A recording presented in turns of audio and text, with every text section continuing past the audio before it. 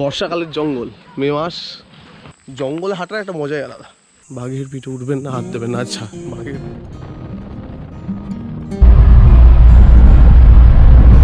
চারিদিকে চা বাগান,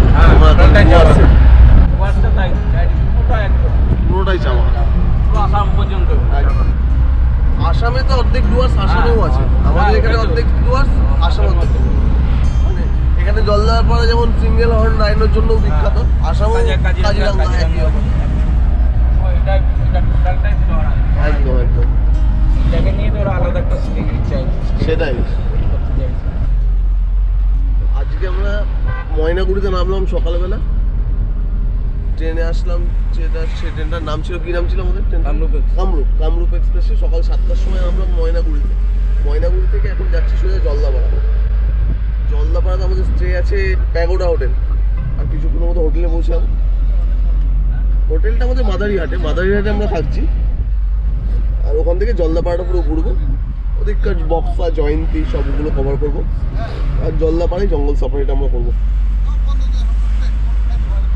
সকালে নেমেছি, এখন ব্রেকফাস্ট করার জন্য একটা হোটেল পাচ্ছি না, সব বন্ধ। এখানে কি হচ্ছে ভগবান জানে, বন্ধ টন চলছে মনে হচ্ছে, কোনো হোটেল খোলা যাচ্ছে না।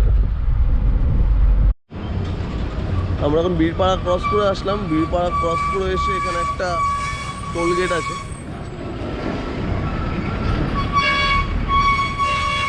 আর এই রাস্তাটা সোজা যাচ্ছে হলো গুয়াহাটি, আসামের ওদিকে। আই থিঙ্ক অরুণাচল যেতে গেলেও এখান দিয়ে যেতে হবে।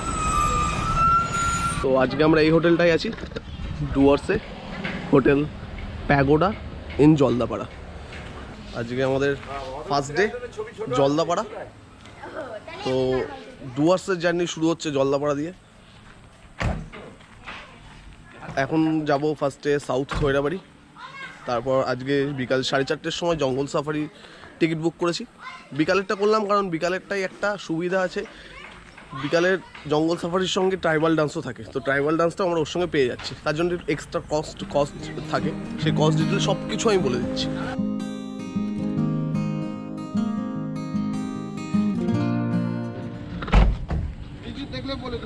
তো আমরা এখন জলদাপাড়ার এখানে সাফারির টিকিট বুকিং কাউন্টারের সামনে চলে এসেছি। জলদাপাড়া ফরেস্ট ডিপার্টমেন্টের ভেতরে এটা। তো এখানে টিকিট বুকিং হবে, আমরা অলরেডি অনলাইন টিকিট বুক করে রেখেছি। কথা বলে দেখি আপনি কী বলছেন। হ্যাঁ, অনলাইন বুকিং করা আছে দাদা। টোটাল 8 জন আছি। 4:30 মানে 4টে না 4:30 যে শিফটটা আছে 4টের টাইম। ঠিক আছে দাদা, আমরা তো খয়রাবাড়িটা ঘুরে আসছি, একদম 3টের মধ্যে চলে আসবো। চলো এখানে আমাদের যেহেতু 8 জন আছি একটা গাড়িতে, 6 জন, আর 6 জন একটা গাড়িতে। আগেও 6 জন ছিল, এখনও 6 জন। গরুমারাতে আসতে শুনলাম 6 জনটা 4 জন হয়ে গেছে। তো গরুমারাতে 8 জন, গরুমারাতে একটা গাড়িতে 4 জন, দুটো গাড়িতে 8 জন। করোনার পর এটা হয়েছে, করোনার আগে 6 জনই ছিল গরুমারাতে, এখানে 6 জনই রেখেছে। তো আমাদের যেহেতু 8 জন আছি, এবার 2 জনকে নিয়ে প্রবলেম কিছুই না, টাকা বেশি দিয়ে ফুল গাড়ি রিজার্ভ করে নিতে পারি আমরা। কিন্তু যদি 4 জন হয়ে যায় তাহলে সেক্ষেত্রে আমাদের একটুখানি কম পড়বে, এটাই। আর নয়তো 1700-3400 টাকা দুটো গাড়ি করতে হবে আমাকে। চলো এবার তাহলে সাউথ খয়রাবাড়ি যাচ্ছি এখান থেকে আমরা। এখান থেকে যেতে 8 ঘন্টা লাগবে। সাউথ খয়রাবাড়ি ঘুরে আবার এখানে 3টের মধ্যে ব্যাক করতে বলেছে, এখন বাজে 12টা। 3টের মধ্যে এখানে ব্যাক করে আসবো। 3টের সময় এখানে এসে আমাদের টিকিটটা বুক করতে হবে। এবার আকাশের যা অবস্থা, অশোক কাকু বৃষ্টির কথাটা বলছে, এই যে অশোক কাকু, বৃষ্টি হলে চাপ। দাঁড়া আমি একটা ভিডিওটা করে নিই। সাউথ খয়রাবাড়ি টাইগার রিজার্ভ পয়েন্টে আমরা চলে এসেছি সবাই মিলে, দিয়ে এখন এখান থেকে টিকিটটা কাটবো। টিকিট কেটে তারপর ভেতরে। আর বুবাই চুলে শ্যাম্পু করেছে, যেটা জানলা খুলতে দেয়নি, সারাক্ষণ গরমে ঘেমে গেছি। আচ্ছা, এখানে সব লেখা আছে। এখানে entry fee per person 30, picnic per person 30, motorcycle 2 wheeler 30, UMB SUV capacity 60। হ্যাঁ দাদা দিচ্ছি দাদা। গাড়ির জন্য কত? 60 টাকা, তাই তো? আচ্ছা আচ্ছা, বোটিংও হয় নাকি দাদা ভেতরে? বোটিংয়ে একটা বোটে কতজন করতে পারবে? বোটিং 8 জন আছি তো, 4টে করে 2টো বোটিং লাগবে। 300 আর হলো তোমার 400। তো আমরা এখানে পার হেড 30 টাকা করে এন্ট্রি ফি, আর গাড়ির পার্কিংয়ের জন্য 60 টাকা, আর আমরা ভেতরে বোটিং করবো, বোটিংয়ের জন্য পার হেড 60 রুপিস। তো টোটাল 8 জন আছি আমরা, 8 জনের জন্য আমাদের লাগলো হলো 780। এটা সাউথ খয়েরবাড়ি জঙ্গল। এই জঙ্গলটা অ্যাকচুয়ালি পড়ে জলদাপাড়া ফরেস্ট ডিপার্টমেন্টের ভেতরেই। আমাদের খুব ভাগ্য ভালো, এখনও পর্যন্ত আজকে বৃষ্টি হয়নি, এতদিন বৃষ্টি হয়েছে এখানটায়। তো এখনও পর্যন্ত সব ঠিকঠাক ঘুরছি আমরা। তো এখানে যখন যাচ্ছি আমরা সেখানটাই কেজের মধ্যে যদি এখন কোনো বাঘ ট্রিটমেন্টে এসে থাকে তাহলে আমরা সেটা দেখতে পারবো। টাইগার রিজার্ভের কাছেই চলে এসেছি আমরা একদম। এখানে হেঁটেও আসতে পারেন, হেঁটে আসলে 500 মিটার মতন টিকিট কাউন্টার থেকে। আবার টোটো আসে, এই একটা টোটো যাচ্ছে, ফাঁকা যাচ্ছে টোটোটা, টোটোও এখানে আসে, টোটো করেও আসতে পারেন। টোটো পার হেড 10 রুপিস নেয়, আর একটু ভেতরে গেলে 15 রুপিস 20 রুপিস এরকম নেয়। আর জঙ্গল আমার ভালো লাগে, আমার প্রায়োরিটির মধ্যে সবার প্রথমে পাহাড়, পাহাড়ের পরে জঙ্গল, তারপরে সমুদ্র। আমার সঙ্গে সঙ্গে হাঁটছে ভুলু, যাকে দিয়ে আমার বউ প্রচণ্ড ভয় পাচ্ছিল, আর ভয় পেয়ে ওই যে ওখানে চলে গেছে। সাউথ খয়েরবাড়ির এন্ট্রি গেট এটা। হ্যাঁ দাদা, দাদা বলছি বাঘ দেখতে পারবো? আছে,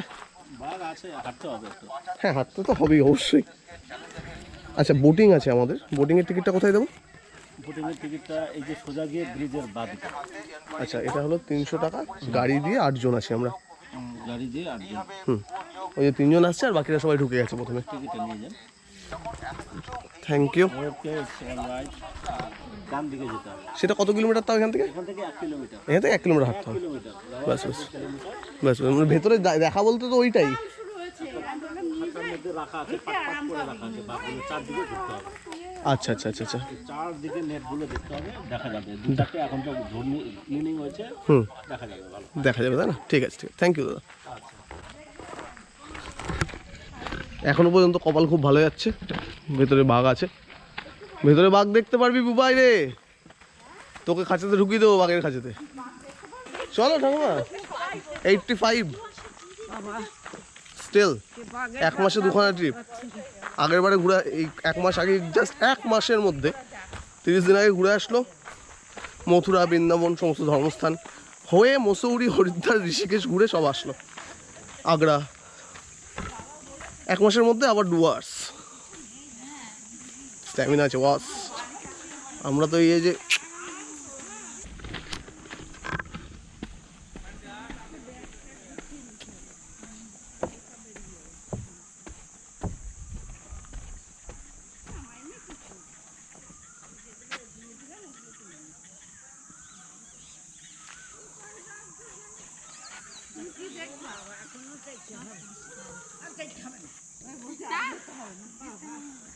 এরিয়াটা যথেষ্ট বড়, ছোট এরিয়া না, যথেষ্ট বড় এরিয়া। বাট এখানটায় খাঁচা তো ভেঙে গেছে, এখান থেকে তো বাঘ বেরিয়ে আসতে পারে যখন তখন। বাঘ আছে দাদা, ভেতরে বাঘ আছে তো? এখানে খাঁচা ভেঙে গেছে তো এখান থেকে তো বেরিয়ে আসতে পারে। ও এই খাঁচাটার মধ্যে নেই?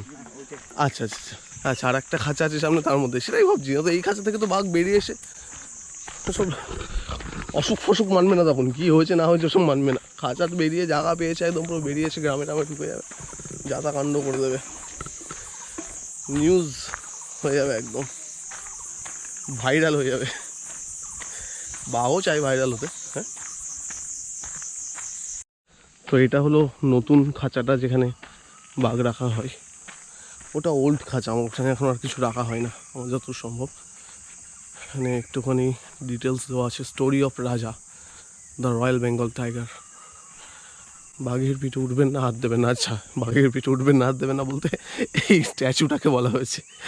আমি ভাবছি বাঘের পিঠে উঠবেন না, হাত দেবেন না মানে ইন 2008 ওয়েন দ্য রাজা ওয়াজ, ও রাজা একটা বাঘের নাম ছিল। আচ্ছা, এর ভেতরে একটা লেপার্ড আছে, আর ওইখানটায় একটা রয়্যাল বেঙ্গল টাইগার আছে। দুজনাকেই হয়তো ট্রিটমেন্টের জন্য অবজারভেশনে রেখেছে, কিন্তু ব্যাপারটা এটা, সেটা হলো এখন খেতে দিয়েছে ওদেরকে, খাবারের টাইম, যার জন্য ওরা সব ভেতরে আছে, একটাও বাইরে নেই। আমরা এখন সাউথ খয়েরবাড়িতে বোটিং করছি।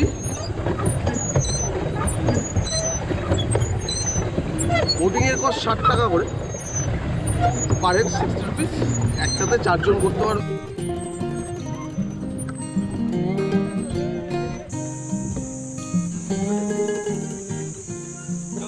তো এখানে সবার কাছে শুনলাম এখানে যে বাঘগুলোকে রেখেছে তাদের সবারই মানে ট্রিটমেন্ট চলছে এরকম কিছু না, হিংস্র বাঘদেরও এখানে এনে রেখে দেয়। হিংস্র বাঘ বলতে যারা ধরুন চা বাগানে চলে আসে বা গ্রামে ঢুকে পড়ে, সত্যি কথা বলতে কি যারা মানে যে বাঘগুলো মানুষের উপর অ্যাটাক করে সেই বাঘগুলোকে এখানে এনে রেখে দেয়, তাদেরকে জঙ্গলে ছেড়ে দেয় না। আর এইখানে কাকার বলছিল এখানে কালকে রাতেই অলরেডি 7খানা হাতির পাল এখান দিয়ে পুরো পার হয়ে গ্রামে ঢুকেছে, এখানে পুরো তার কাটাগুলো সব ভেঙে ভেঙে দিয়েছে। এখানে হামেশা এগুলো হতে থাকে, এরা খুব অভ্যস্ত এই ব্যাপারগুলো। আমাদের কাছে এই ব্যাপারগুলো খুব সারপ্রাইজিং রাখলেও এদের কাছে এই ব্যাপারগুলো খুবই অভ্যস্ত এই ব্যাপারগুলো। কপাল কপাল এসছে তো আমার সঙ্গে হয়েছে তো ওটা। আমি যখন ফার্স্ট টাইম ডুয়ার্স বাইক নিয়ে ডুয়ার্সে আসলাম বললাম না, সামনে হাতে চলে এসছে। তো দক্ষিণ খয়েরবাড়িতে এখানে কিছু খাবার দোকান আছে, এখান থেকে ডাব টাব, ড্রিঙ্কস, কোল্ড ড্রিঙ্কস, কিছু স্ন্যাক্স পাওয়া যাচ্ছে। যাই হোক এখন এখান থেকে আমরা বেরোবো, এবার যাবো আবার জলদাপাড়া, জঙ্গল সাফারি। ওখানে এবার টিকিটের ব্যবস্থাটা দেখবো কী হয়, আদৌ কেউ হলো কি না, নয়তো আমাদের 2খানা গাড়ি বুক করে বেরোতে হবে। চলো